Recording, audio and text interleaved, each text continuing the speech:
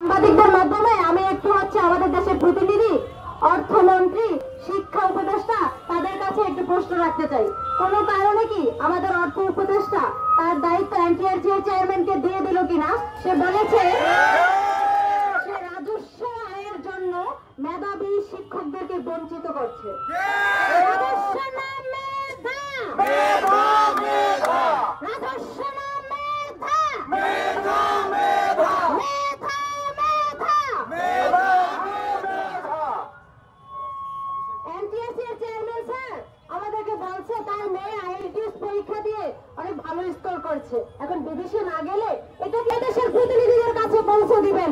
IELTS পরীক্ষা এবং 18 লক্ষ প্রার্থীর সাথে চাকরি পরীক্ষায় পিলি রিটার্ন ভাই পাস করার এক কথা কিনা? এনটিআরসি এর নীতিমালা, এনটিআরসি এর নীতিমালা, এনটিআরসি এর চেয়ারম্যান স্যার কি জানে আমাদের একজন শিক্ষক আত্মহত্যা করেছে?